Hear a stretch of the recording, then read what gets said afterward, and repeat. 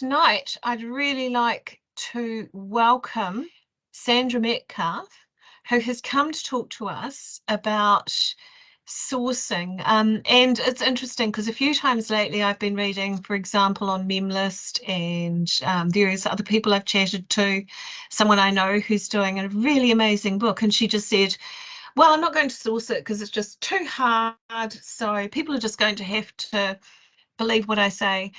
And unfortunately, I think that's what happens to a lot of us. We feel like we've finished our writing, and then to start sourcing again feels like it's just going to take another long time. It doesn't feel exciting or productive. It just feels like a chore.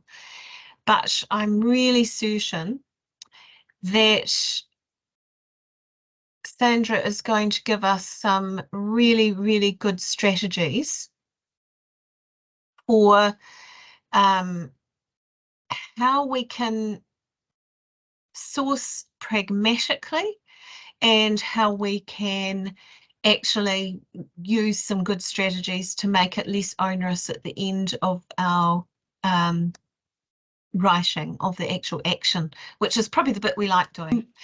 I feel a bit of a fraud doing this, in all honesty. My passion is really to do with DNA.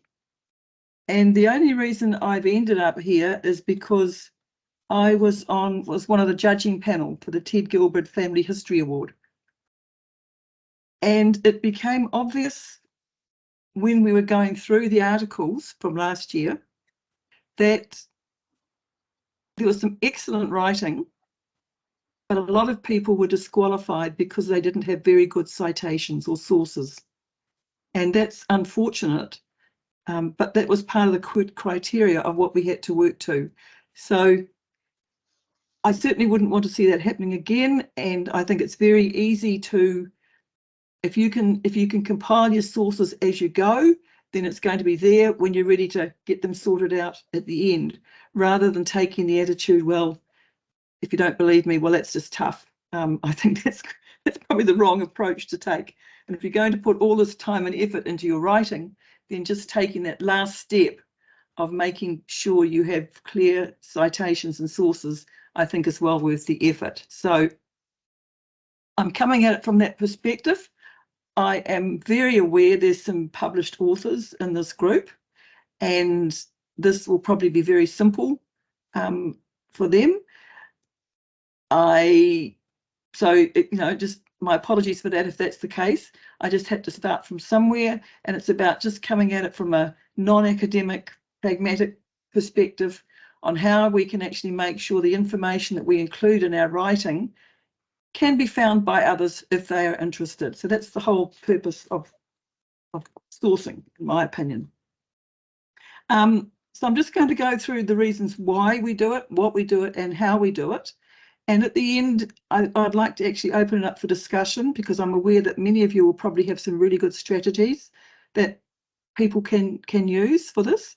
I know I tend to be one of those people who collect stuff, and yes, I collect where I found it, I collect the sources with it, and I put it all in a folder, and I come back later on and read it and then start to do my writing. Other people have quite a different approach. So let's get started. I've largely based this on Barbara Wiley's article, A Simple Guide to Citing Your Sources. And because I'm very acutely aware of what I'm doing here, I've actually cited or given a link to where people can find that information. So if anyone has read that, it's well worth, if anyone hasn't read it, it's well worth having a look at it. So why would you include sources and citations in your writing? Well, essentially, it gives credibility to your research and shows that you're serious about what you're doing. Shows where your information came from and the context in which it was used. It documents your research, and that was very obvious when we were going through some of the articles last year's list. Of the research that people had done was absolutely amazing, because you could tell that from their sources. It enables others to replicate your research and test your conclusions. And we actually live in a world today where it's going to be hard soon to tell what is fake and what is genuine.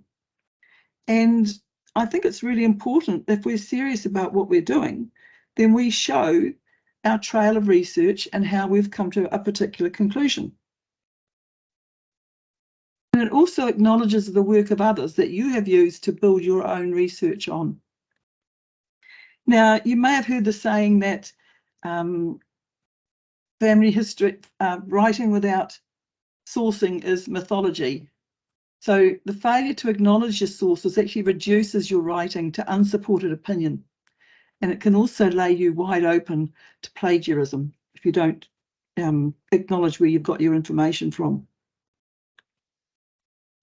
I just want to discuss very briefly what's the difference between a source and a citation. The source is the record in which you found a specific piece of information. It could be a fact, it could be a quotation, an image, a theory, a census record, anything like that. It can occur within the story. You can have it in your footnotes, in your endnotes, and I'm sure there's many other ways that you can include reference to it in your writing. So a citation is a description of the source and where it was found. There's two clear distinctions here. The actual source is the record, and the citation is where the information was found. And it needs to include sufficient details for the reader to find the same information. I think it's also important that it's expressed in a consistent style.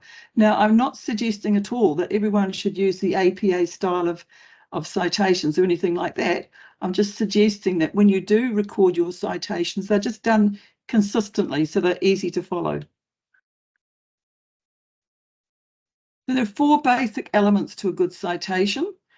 Generally, for a published work, it needs to include the author, the title, the publisher, and some detail about it, such as when it was published, etc.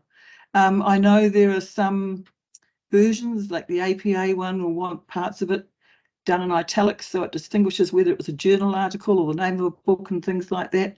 I'm not talking about that necessarily for this purpose, as long as you're consistent in what you do and you include those four basic elements. So it needs to provide a full and accurate description of the source and where it can be found. And I'm going to show some examples shortly. And quite frankly, it will save you a lot of time later if you create your own source list while you research. And so I'll be very interested to find out how people like Alison actually go about doing this when she's writing her historical novel. Now, the other thing to realise is that ancestry and papers past are not sources. They are simply publishers of the information. The source would be the census record and the reference where you found the information, and it may be that you've sourced it through ancestry. Papers past would need to include the name of the paper, the edition, the volume, the page number, etc. But it's not actually a source as such. And so I've just included here some examples of what I've picked out of the New Zealand genealogist. And it's quite common that you'll come across someone will say their source is papers past or the New Zealand births, deaths and marriages, London Gazettes, North Otago Times. Well, I defy anyone to try and find the information in the article that they're reading just based on this information alone. So I've also picked some acceptable or examples of acceptable citations that I've come across, not only in Barbara's article, but also in the genealogist, and hopefully in some of my own records that I've got.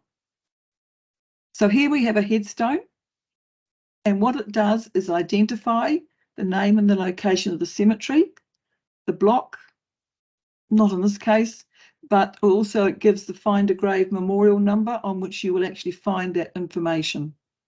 And so sometimes you might want to include when the photograph was taken, because as we all know, things like this deteriorate over time, and could be quite useful for someone to know that this photograph was taken 20 years ago and that's what it looked like then. The civil registration, you really need to include the year of the registration, the reference number, and the agency which issued the certificate. So in this case, it's a birth certificate for a Mary Timmins born on a certain date in St Martin's in Birmingham, and the information came through the General Registry Office. It's got the year there, the quarter, and the volume and the page number where that information was found. For probate, it's really useful to include the archive or court holding the probate papers, file name, any additional reference numbers, and the date of probate. So what we have here is an Anna Maria Jacobson. Her probate is held at Archives New Zealand Auckland office, and it gives the record number and the code and the box number. And that means anyone who's interested in that source could actually use that information and go back and actually find the original document. If you have accessed the information through a hosting website, then it can also be useful to include the details of the website and when the document was accessed, because often what happens too is that on the web, websites go down, they get stopped, and sometimes you might have found some information that is no longer available. I know you can use the Wayback Machine, but it can be useful knowing where you've actually found that information. With the citation from the Archives New Zealand through Family Search, it did have a long URL that went with it, and I just couldn't fit it in here, but in theory that should have probably been included as well. So passenger lists, I've got here William Clark, who's a passenger on the Tiptree, arrived in Littleton on the 20th of January 1864, was the Christchurch Press, volume 4, issue 283, and the date was, and it was on page 2. And so when I looked at that online, I just copied this citation from Family Search, and this is what it came up with. Again, there was a long website address, URL with it that I couldn't fit in, but it does give the Family History Library microfilm number if you wanted to go back and look at the original. And I actually do have the newspaper cutting from this as well.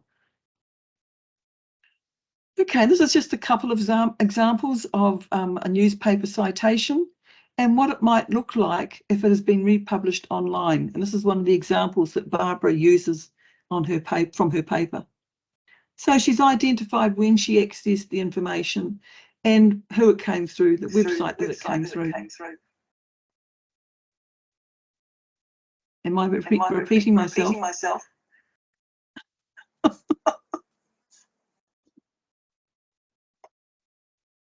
Okay, so here's an example of a census.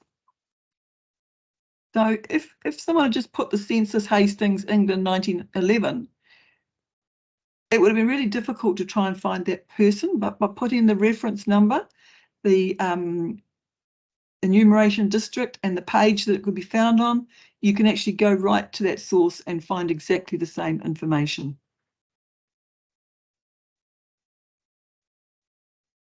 It's also quite acceptable, rather than including a lot of explanation in your story, it's quite acceptable to include it in the notes if you want to keep the story flowing. And this example here is just an example of maybe put a bit of flesh around something that's been stated in an article, but they've actually included it in the notes section.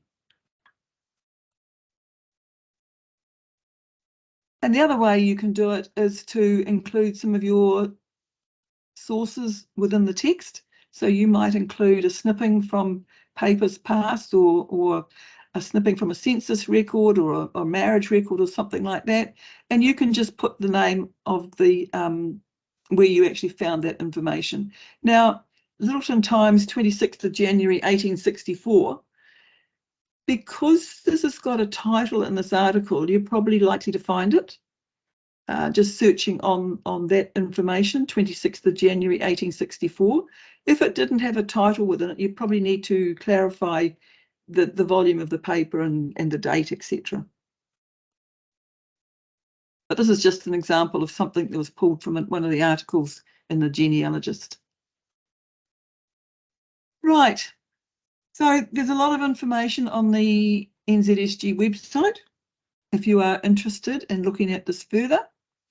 As I mentioned before, there's Barbara Wiley's A Simple Guide to Citing Your Sources, which actually appeared in the New Zealand Genealogist, Volume 51, Issue 384 in August 2020. And on the website, if you go to Research Skills, Getting Started, and then coming down to Sources, you'll find a lot of information that will be of use to you. Also on the website is a referencing guide based on Strathclyde's referencing system. And if you're really serious about this, there's a genealogical proof standard that you can look at. So I just want to talk for a minute about the criteria we were provided with for the Ted Gilwood Family History Award. Because with a little bit of tweaking, we could probably get a few more eligible candidates, if you like, coming through. So the article needs to be original and previously unpublished, although that's often hard to say if it has been previously published. There needs to be a clear relationship between the research evidence and the written result, which is where the whole sourcing side of it is critical, and preferably to include relevant illustrations, which helps to break up a lot of text. So the judging panel that I was involved with, we had about, out of the total number of possible articles that we could look at, we narrowed it down to 15, I think it was. So we had to eliminate those who didn't have sources. And yes, essentially we weeded them out by eliminating those that really didn't have any sourcing at all. And then we were left with about 15 articles, and we had to go through and try and work out which ones we thought were worthy of going further or getting into the top 3 or 4. And that came down to ensuring that they had good sources and references and that they were readable. Now, for us, that was really critical. If we weren't gripped within the first 2 or 3 paragraphs, 3 or 4 paragraphs, and we had to go back and read something twice, we put ourselves in the shoes of the average reader of the genealogist and thought, is this worthy of the Ted Gilwood Family History Award? And so readability for us was a crucial factor in the selection that we made this year.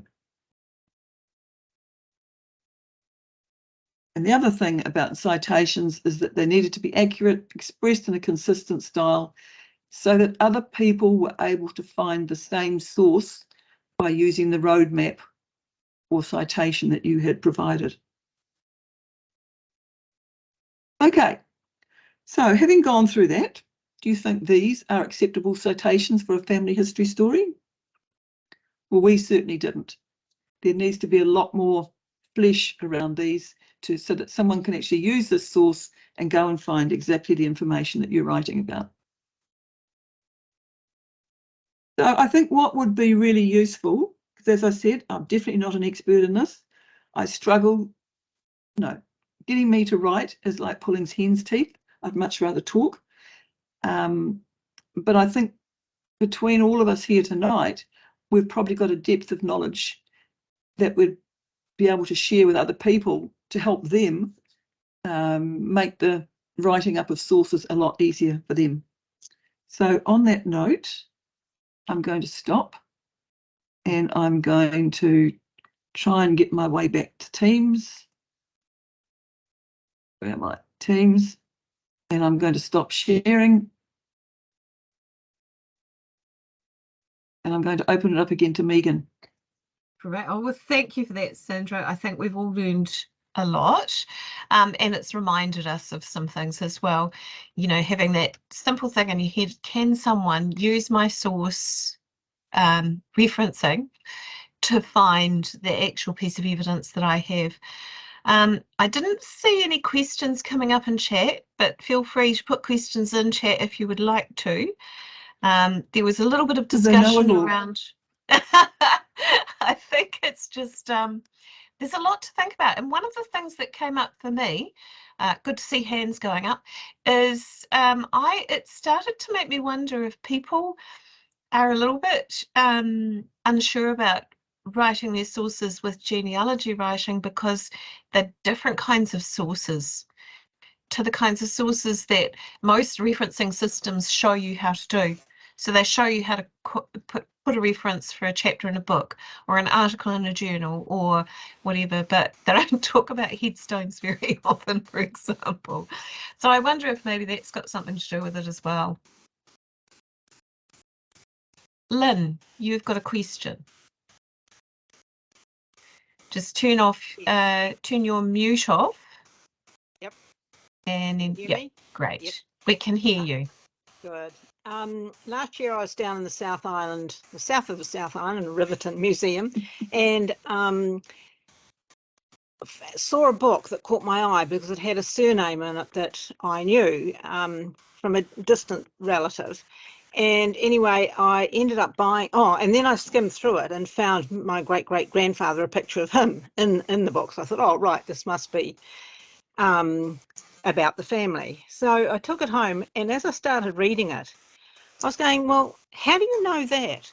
Who said that? Where did you get that information from? And the whole book was destroyed because it just felt like fantasy, and there was very, very limited. Sometimes they had something recognised, like in the census documents, da-de-da, but generally nothing. And it really destroyed the whole book. So the importance of sourcing. Yeah, I couldn't agree more. For me, it just creates a real credibility issue. Linda, you had your hand up. Just don't forget to unmute yourself before you start. And my camera doesn't work. I used to always use EndNote, the little program that you could get when you were doing papers at university, and I haven't got a copy now, but I wished I did have, because then you just, as you used an article or something, you wrote it into EndNote, and then EndNote would put it correctly at the bottom of your article. Has anybody used it? So I've used it, Linda, and actually in using Word, there's a really similar function in referencing. Really? Yeah. So maybe that's something we could take a look at another time, because Word has, I wouldn't say it was perfect, but it's got quite a nice little referencing tool. You can choose the style. There are 5 different styles of referencing, or you can actually create your own particular style. And so that's quite nice. Again, if you're just wanting to do it as you go, when I'm writing something, I just chuck everything into that and it's there ready for me. Yeah. Zotero, excellent point, Kathy. Zotero is another great one that my oldest son put me onto. So it's spelled Zotero, and it's free. Zotero.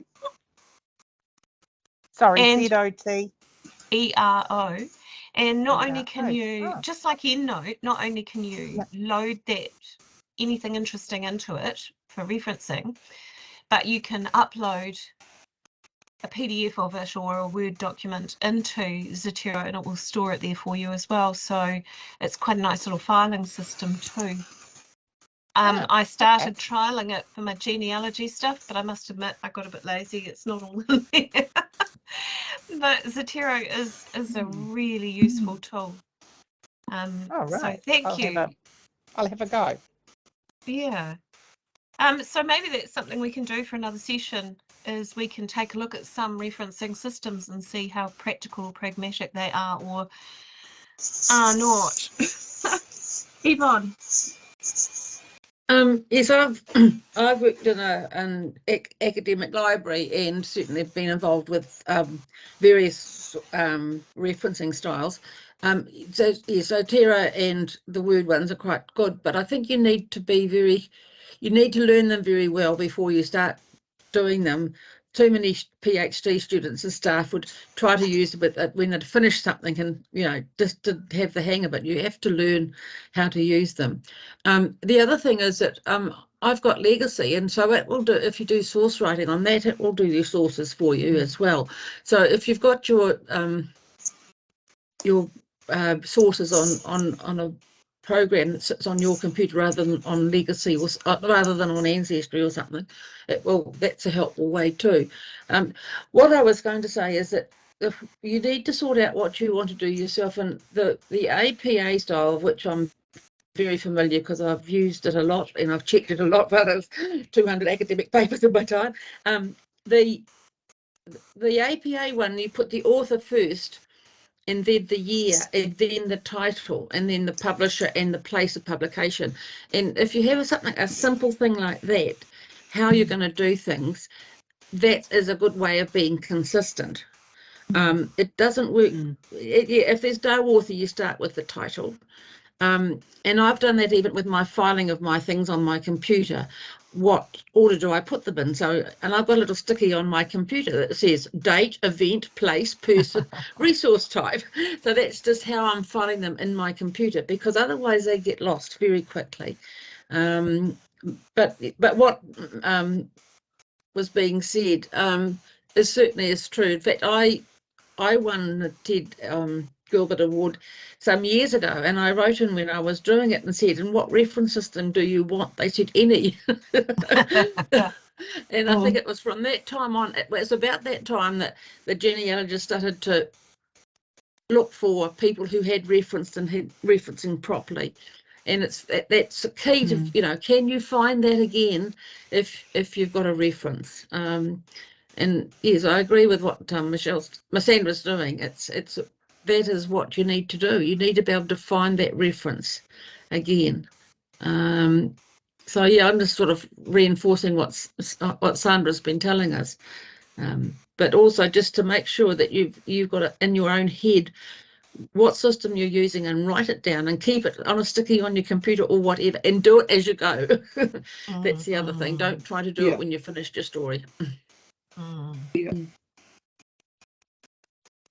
I think they're really good points too. And I was thinking it's not only for credibility, but one of the things that I really like doing when I've read through a journal article or an article in New Zealand Genealogist or anything, and I think that's really interesting. How did they find that piece of information? And the first thing I do is I go to the sources and have a look. And sometimes you learn about databases you didn't know about before, and you think, I must go and have a look, because that could be relevant to one of my ancestors. So, it really helps with credibility, but it's also interesting as another reader helping to learn about the vast variety of richness of resource that's out there for us to examine. When I read a book, I mean a family history one, I would look at the index first to see if it's got any of my family or places in, and then I would look at the reference list. Yes. And it is a credibility thing as well. If they haven't got any references, well, where did they get it from? And it always pays to have your primary resource, not your secondary one. So by that I mean what you're quoting is from the author themselves, not someone else quoting that author within a book. It can't always happen, but on the whole, that's the best way to do it. Yeah. Thank you, Yvonne. Anne, I see you've got your hand up. Yeah, I was just going to say that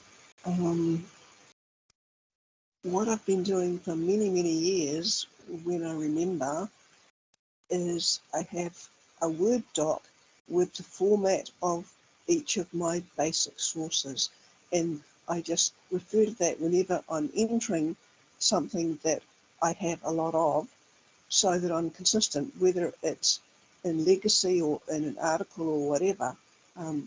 This is my first go-to, is my very old, from way back in PAF, when all of our sources were entered in the notes, and I just had to have a template because I could never do it the same way twice otherwise. And it would have become a shambles, and I still refer back to that constantly.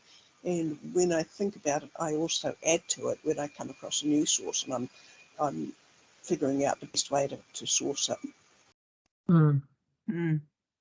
That's an excellent strategy. Actually, I found it really useful. Yeah. Sometimes those simple, pragmatic things that can make the biggest difference to when we're doing those kinds of things. I've always had two strategies. One, when I was writing my master's thesis, I had a separate document that I put all my references in as I went, because I was terrified that anything I did that might interfere with what I was actually writing in my thesis would be a problem. And so I think sometimes that's not a bad plan, and then that leaves you with examples of references that you've done before. And it was just occurring to me as I was listening, and I know it's not the same style of referencing, but it's quite useful to go and have a look at. If you look up Massey University APA referencing 7th edition, it takes you to a site where they actually have a live referencing system, and it says what sort of art thing do you want to reference, and it's got 8 or 10 choices. What style do you want to reference in? What are the details of your item? And then it shows you what your reference should look like. Now, we're not necessarily going to reference exactly like that, but it's a really interesting thing to do, to have a look at a format for how you could be referencing your source. So it's just a really, really good live tool. My son uses it quite a lot while he's studying. Well, he uses it when I remind him, but very handy. Yvonne. Yes, Waikato University have got a similar APA format one as well, which I used to use quite a bit as a check. The other thing I was going to say was, when I taught APA, was that if people are not sure what they're doing, you look, what is the container that the thing is embedded in. So if they weren't sure whether they were going to reference an article from a journal, or the journal, or which they were going to reference, the container, the outside, where did you find it? In a book, in a journal, at a cemetery, whatever. So that's a nice sort of way to say, well, that's the main part of the sourcing. Where did you actually look first to get something? And that was quite tricky, because a lot of online things now are not in their containers, in effect. So that's yes, a good point. Yes. Yeah, and the other thing is, yes, I like the way whoever was speaking about their list. Another thing, set up a word table, because then you can not only put your reference in, but you can put some notes in about where, if you're doing a complete list, which family it relates to, or what it relates to, some key words. So you could, if I had a book about old Wanganui, you might put the family names and the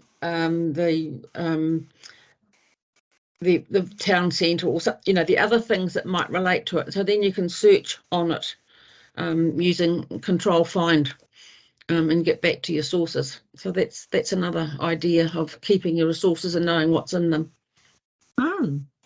That's a really good thought. I'll tell you what my son does. Okay, he's really lazy. He's not.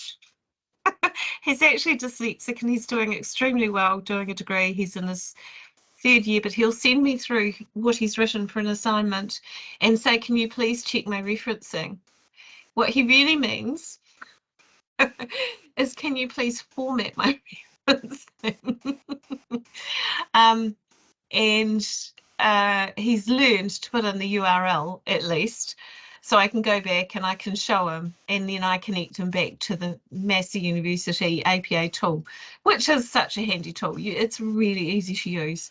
But at least what he's doing to make it easy at the end of his writing now, which is what he didn't used to do, is sticking URLs to each of the articles that he's actually cited within his writing. So then if you've got a helpful friend who will sit next to you while you're doing your sourcing, maybe that's a good way to start. I don't know. That's just a thought. Alison.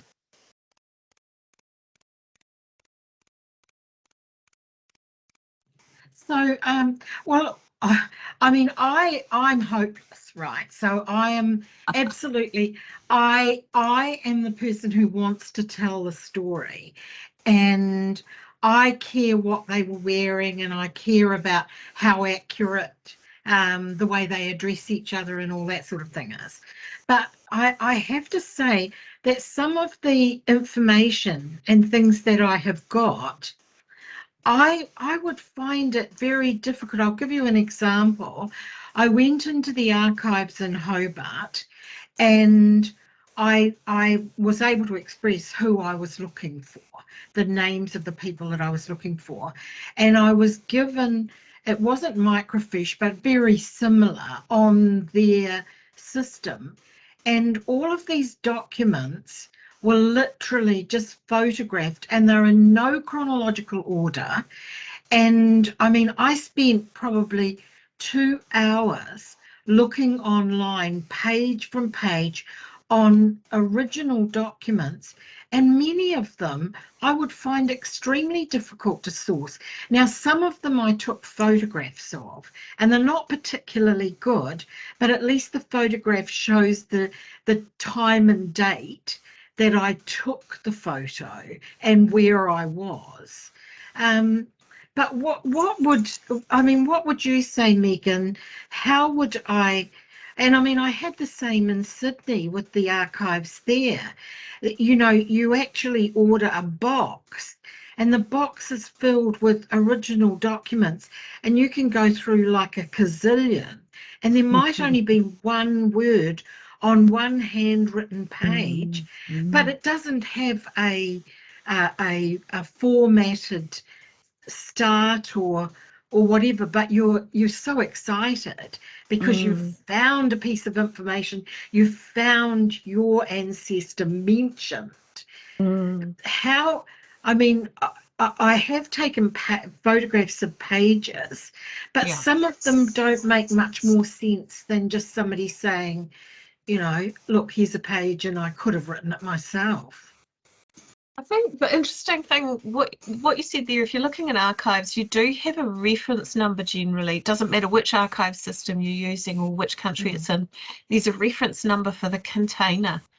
And what Yvonne said earlier was a really, really good pointer, I thought, where think about the container that it's come from and reference back to that. If someone's really keen to find your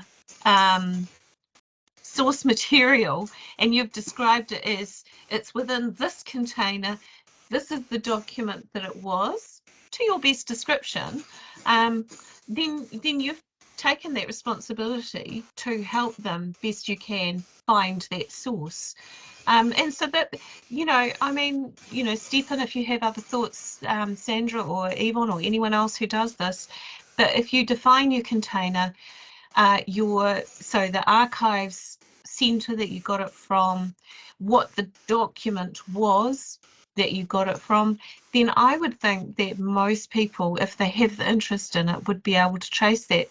Having said that, the kind of referencing that you're doing with your historical fiction, which is based on family history, is slightly different too.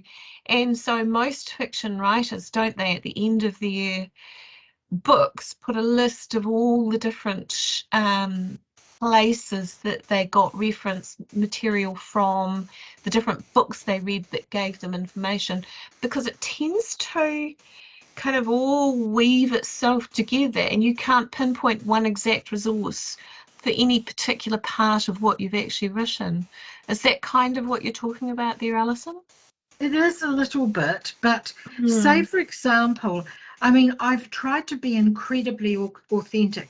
I mean, I've actually written a whole heap of stuff, but the book that I've finished and the book that I'm actually writing at the moment, they're a little bit different.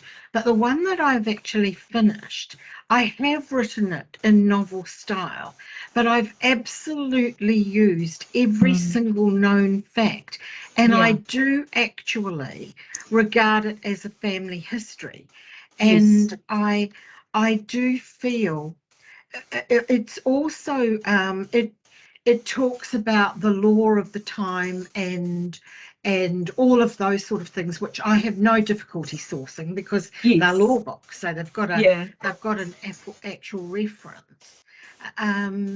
But having said that, would a book like that, which it's incredibly authentic, but it doesn't have, I mean, with the Papers Past, I've found that it's very easy. If you've found something from papers past, it's got a little click thing and it says citation, and you can just copy and paste that so that you've actually got, thank goodness it has, because that was my real panic. OMG, how am I going to work out what that is? But it actually does it for you. So I'm good with that. And because I'm using that as a source, and it may not be an accurate source of what actually happened, but it is an accurate source of what was published at the time. So I'm not, in fact, the purpose of my book is to show that actually my ancestor was shafted, that in fact there was accusations made against him that were not true.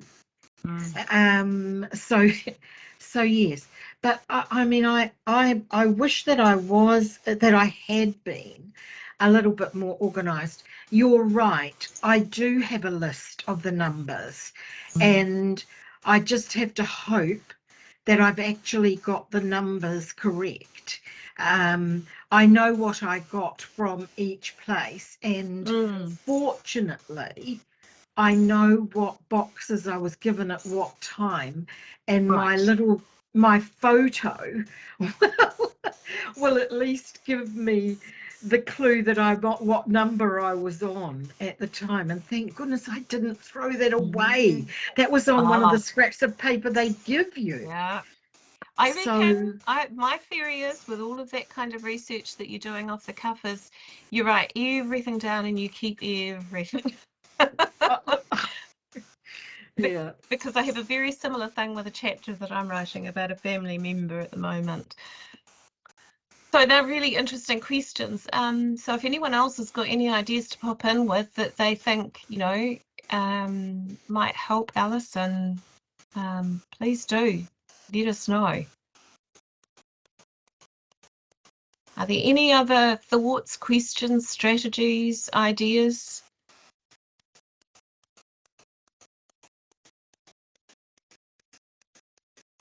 I'm just looking at the article that Alison wrote called Johanna, Pioneer Caterer. A short story of the legacy of cooking, which is one of the articles that we decided was, worthy of certainly being considered for the Ted Goodwin Award. And I would say you have no problem at all citing your sources, Alison. The notes in that article are very comprehensive.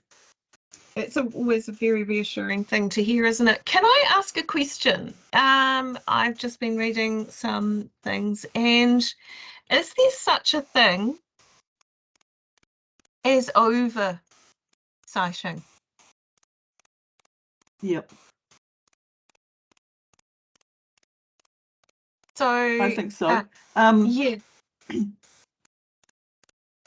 A couple of us from our genealogy group have been researching commercial buildings in Te Awamutu for about 5 or 6 years, and we're getting to the stage now where we are going to have it published, and the person who's doing the writing is probably oversourcing it, but that's so he can go back and refer to stuff that he needs to check up on. A lot of that will actually come out in the final editing for the publication. Yeah.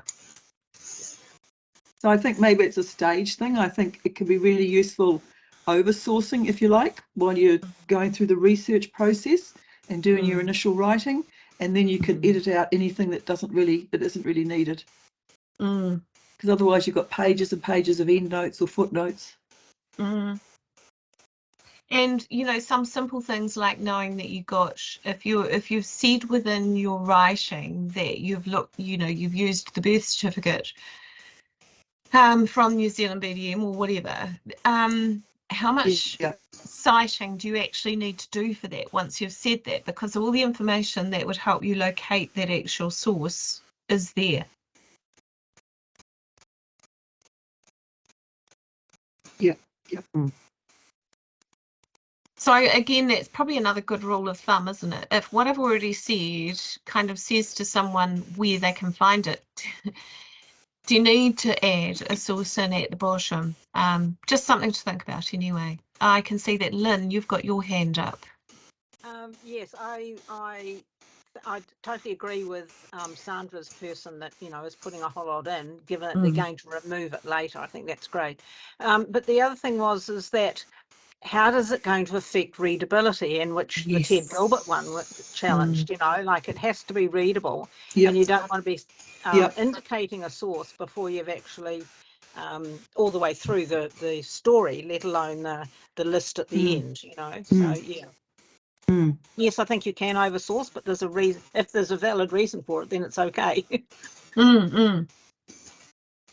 Yes, I think once you get to that final publication sort of stage, that's where you have to start to weed through and go, well, have I already given enough information, or do I need to redo this? And yeah, I think it's quite, so I've just seen someone put something in the chat about that, so let's just take a quick look. Sorry. If you're doing a family history book including sources, you're so right. Including sources for everybody and would double the size of the book. Yeah. And that is so true, and which is kind of why I'm asking, because I think sometimes in the earnestness to do something correctly, probably like all things, it's part of a process of editing, composing, putting ideas together, but then you do that final filter before you put something forward ready for publishing. Using that pragmatic approach, have I already given enough information for people to know where to find this? I think with that, you can sometimes do it by footnotes, you know, just it's a person's name and then just put a footnote as cited in, or just put a birth certificate or something like that, and then you may not even reference even all the birth certificates at the end, but at least people will know where they can find it. It just depends. But the other thing I've said too is that I sent something over, not for the intention of being published, to a Scottish family history group, more for just their records, but they said we can't publish it because you've got footnotes and we don't use them in our journal. So what someone was saying about having a separate list of the references is a good idea, because you might publish it or you might use the same things in different ways. So where the genealogist might want endnotes or reference lists, someone else might want to have footnotes. So it just depends, because you often use a story more than once. I mean, even for your own family, you might write a longer story with more detail, but if you're looking at the genealogist for a story and think, oh, I've got one about that, but I need to shorten it and I need to cut out some of the things. So keeping your references in a separate document, I think, is quite a good idea. And then you put them in later. It was certainly useful with my master's thing. I used to get my mind tied up in knots enough anyway without panicking about that.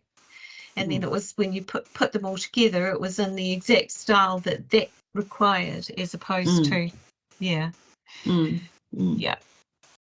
And when I was saying about having a system of doing things, like if you've got a newspaper, if you put the author first or the name of the container first, whatever you do first, if you've got all the ones all come up together, so what do you want to come up first in your reference list? Do you want the authors? Do you want the containers, the publisher, the year? You know, it can all be done differently, but keep to one style, whatever it is.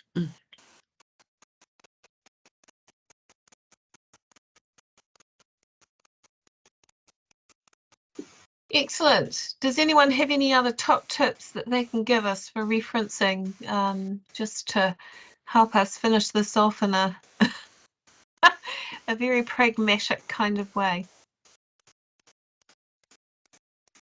I would say when you're first writing. Ideas. Sorry, Sandra. I just think there's been lots of excellent ideas come out of this. How can you get those ideas across to those people who are struggling with their sourcing? I think do a how-to article and for the New Zealand genealogist. Well, I'm not sure how many people read the online version. True. I think it's worthwhile putting something in mem list Yes, I with think some of that's a these good ideas, idea. perhaps. Yeah, I will write that down. And Something you'll into do mem it? list. And I think maybe it could be a workshop type thing. And I'm thinking too that maybe there's another session to come out of this, not immediately, but to have a look at things like Zotero and Word and the different kind of referencing systems that are actually already available. The Elizabeth Shone Mills, someone brought that up. The thing I think that is difficult with her, although I think she's excellent, is it's overwhelming for new writers or for people who are keen writers about family history, but not necessarily fussed on the academics. So what we want is some really pragmatic solutions which allow people to feel confident that they have a style of sourcing that is acceptable, you know, probably to a wide range of readers. So some of the things that we've brought up tonight, like readability and things like that, strategies for doing it as you go, they're the things that they want to know. What's going to make it easy for me is what most people want to know, isn't it? Yeah. And doing a separate list. It's little tips like that, I think, probably is as much help as some of the other things.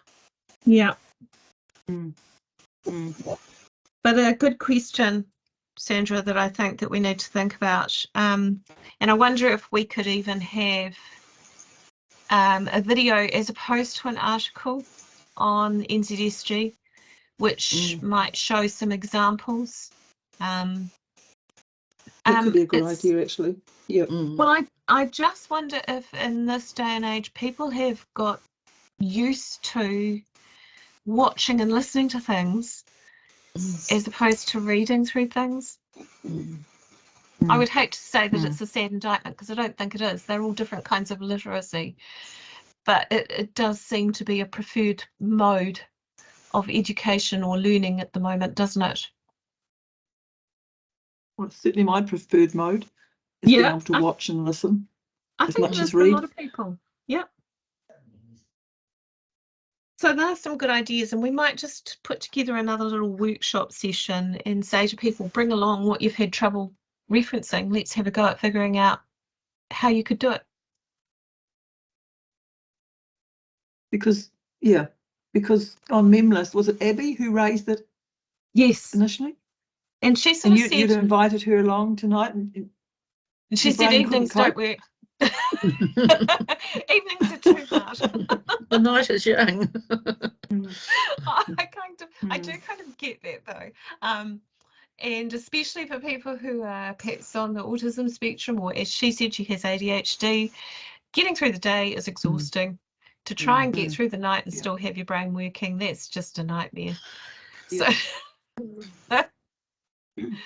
so maybe there's So something. perhaps a little video, a little video like the one Sarah has done could be really useful. Just really simple, just full of tips and ideas. Yeah, I think that's a good idea. Well, this And hopefully will. Pardon? Sorry, if you are doing a handout, a written bit, if you decide on that as well, I say bullet point. Don't do narrative writing for a handout. It gets too wordy. No, you're right. And keep it to 2 pages that you can print off. Yeah, I agree. I'm getting better at that. I'm so used to having been wordy all my life, but now I'm learning. Words can just create too many barriers. You just got to get straight to the point. I try and imagine now I'm writing for my teenage boys, which are not teenagers anymore, obviously. They're much older than that. But, you know, I used to have this premise when they were young teenagers, and I'd say to myself, if you don't get it in the first 6 words, forget it. So